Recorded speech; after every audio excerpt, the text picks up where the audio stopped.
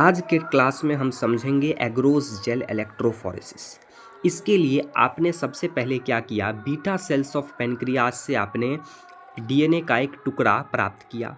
जब आपने डीएनए का टुकड़ा प्राप्त किया तो आपको पता है डीएनए पे कई सारे फ्रेगमेंट होते हैं। पहला फ्रेगमेंट जीन का दूसरा फ्रेगमेंट, तीसरा फ्रेगमेंट, ऐसे करके जीन के कई सारे टुकड़े हैं। अब डीएनए के कई सारे टुकड़े हैं तो डीएनए के टुकड़े को अपन जीन कहते हैं। ये रहा पहला, मान लो जीन का टुकड़ा, ये इंसुलिन जीन का टुकड़ा, ये फ्रेगमेंट नंबर 2। हमारा जीन ऑफ इंटरेस्ट कौन सा है? इंसुलिन जीन है।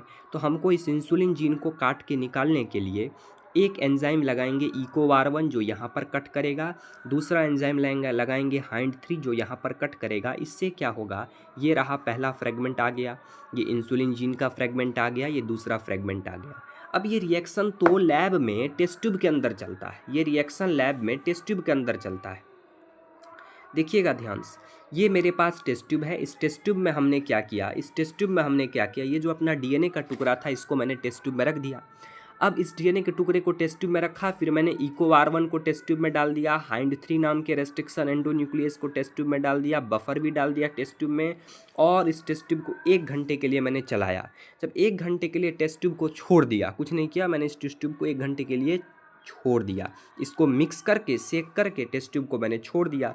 तो जब मैं टेस्ट ट्यूब को छोड़ा तो मेरे पास क्या मिला, ये तो डीएनए का टुकड़ा मिला, एक मिला, ये पहला वाला, ये जहाँ पर जो आप फ्रेगमेंट देख रहे हो, ये पहला वाला ब्लू कलर का फ्रेगमेंट, ये इंसुलिन जीन का फ्रेगमेंट, ये दूसरा फ्रेगमेंट। क्योंकि ये रिएक्शन है ये तो टेस्ट ट्यूब में हुआ है, ये रिएक्शन तो टेस्ट ट्यूब में हुआ है, तो टेस्ट ट्यूब में मेरे को तीनों के तीनों टुकड़े मिल गए।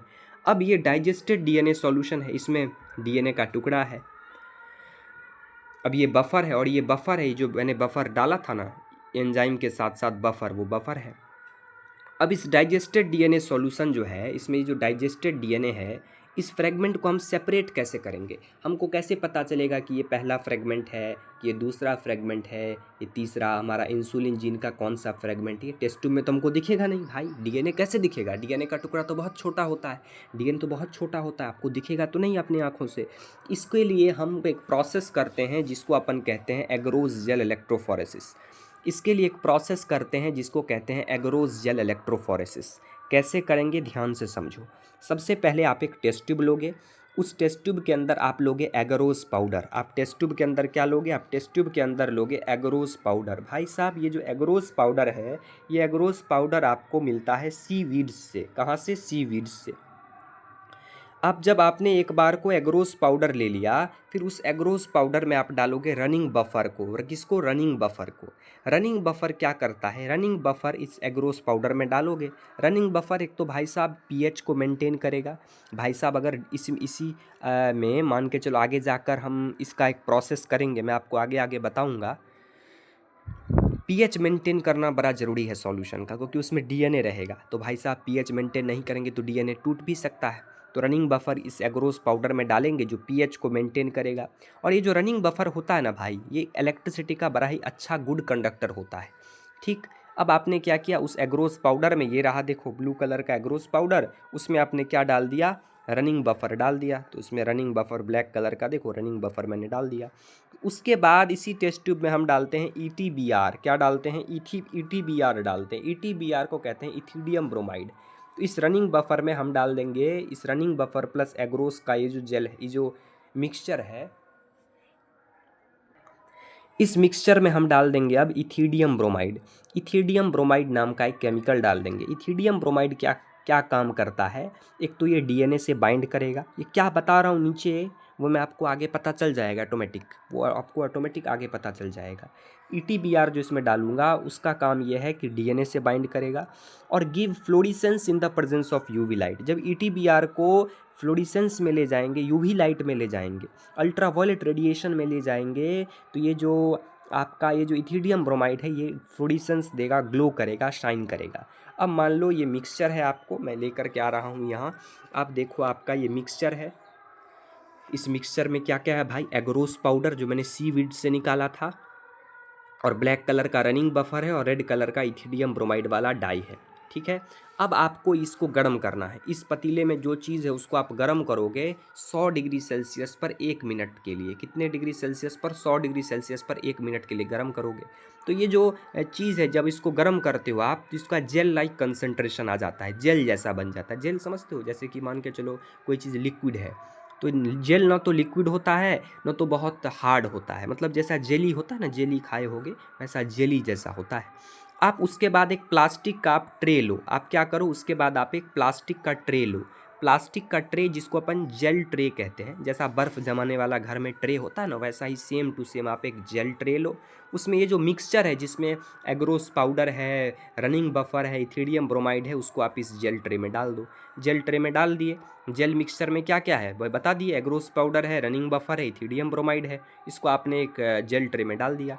उस जेल ट्रे में डालने के बाद है तो भाई ये जेल लाइक, इसमें आप एक कॉम्ब जैसा स्ट्रक्चर डाल दो। कैसा स्ट्रक्चर? कॉम्ब जैसा।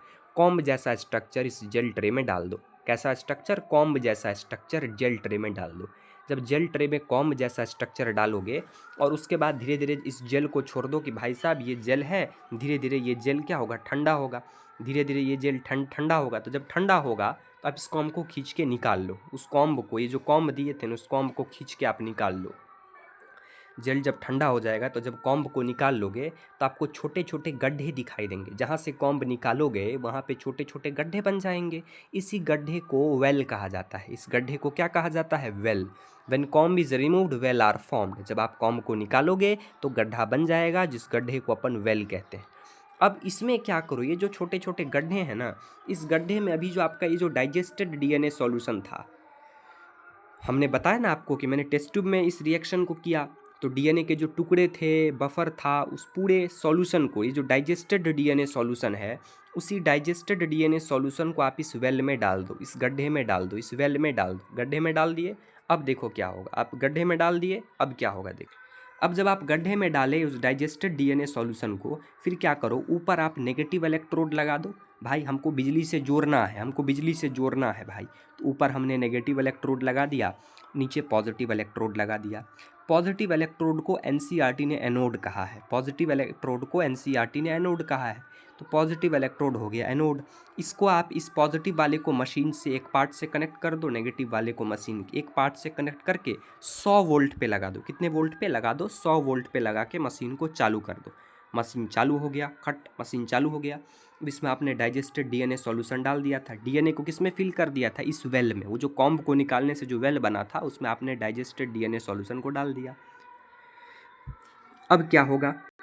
अब ये होगा कि देखो इसमें आपने डीएनए डाइजेस्टेड डीएनए सॉल्यूशन को डाला। आपको पता है कि डीएनए कैसा चार्ज होता है? नेगेटिव। नेगेटिव चार्ज होता है। तो डीएनए नेगेटिव है भाई। कॉमन सेंस वाली बात है कि जो नेगेटिव है वो किधर की तरफ जाना पसंद करेगा? पॉजिटिव इलेक्ट्रोड की तरफ। भाई नेगेटिव वाला पॉजिटिव की तरफ जाना पसंद करेगा। तो डीएनए का डायरेक्शन होता है नेगेटिव से पॉजिटिव की तरफ। डीएनए का डायरेक्शन नेगेटिव टू पॉजिटिव की तरफ। तो डीएनए नेगेटिव से पॉजिटिव की तरफ जाएगा। डीएनए का डायरेक्शन नेगेटिव टू पॉजिटिव है। और एक बात जान लो, वो जो ईटीबीआर डाई था, बोले थे ना ईटीबीआर डाई, इथिडियम ब्रोमाइड वाला डाई, जो मैंने कहा था कि इथिडियम ब्रोमाइड वाला जो डाई होता है वो आपका फ्लोरिसेंस देता है, यूवी लाइट में चमकता है, बोले थे कि नहीं? और वो आगे बोले थे कि डीएनए से बाइंड करता है। तो ये जो इथिडियम ब्रोमाइड डाई है वो पॉजिटिव से नेगेटिव, माने डीएनए के अपोजिट डायरेक्शन में, डीएनए के अपोजिट डायरेक्शन में पॉजिटिव टू नेगेटिव इलेक्ट्रोड की तरफ जाएगा। वही लिखा है DNA is negative charge and it migrates toward positive electrode. DNA negative है, पॉजिटिव इलेक्ट्रोड की तरफ जाएगा। EtBr dye it move towards negative electrode. EtBr dye negative electrode की तरफ मूव करेगा।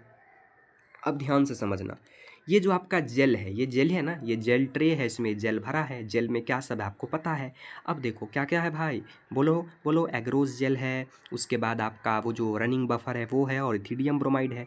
अब देखो ध्यान से, अब जब आप इस जेल को माइक्रोस्कोप में देखते हो, ये तो नेगेटिव इलेक्ट्रोड ऊपर में है ही, पॉजिटिव इलेक्ट्रोड है ही, एनोड जिसको अपन कहते हैं। अब जब आप इस जेल को माइक्रोस्कोप में देखते हो, किस में देखते हो? माइक्रोस्कोप में। एग्रोस जेल को जब आप माइक्रोस्कोप में देखोगे तो आपको छोटे छोटे छोटे छोटे छोटे छोटे पोर्स दिखाई देंगे। छोटे छोटे छोटे छोटे पोर्स दिखाई देंगे। क्या दिखाई देंगे? ये जो गोला गोला गोला गोला है ये पोर्स है। गोला गोला क्या है? पोर्स। पूरे में पोर्स दिखाई देगा जब आप देखोगे।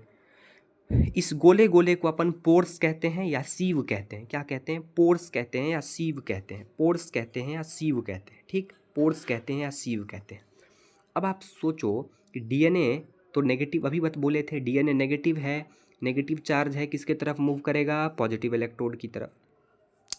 तो डीएनए जो है वो नेगेटिव चार्ज है, वो पॉजिटिव की तरफ मूव करता है। अब मेरी बात को ध्यान से सुनना, डीएनए का वो मॉलिक्यूल जो छोटा है, छोटा डीएनए मॉलिक्यूल जो होगा, जो डीएनए का मॉलिक्यूल छोटा होगा, जो डीएनए का मॉलिक्यूल आपका छोटा होगा। अब ध्यान से सुनना, इधर मैंने जो टुकड़ा लिया था, जब यहाँ पे कट किया तो मेरे को 3 टुकड़ा मिला।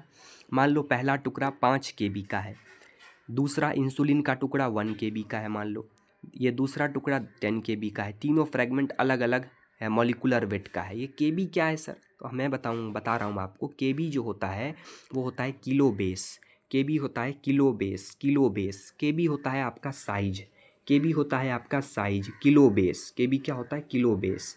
ये होता है आपका साइज को रिप्रेजेंट करता है, किलो बेस किसको रिप्रेजेंट करता है, साइज को। जो 1 किलो बेस होता है उसमें 1000 बेस होते हैं।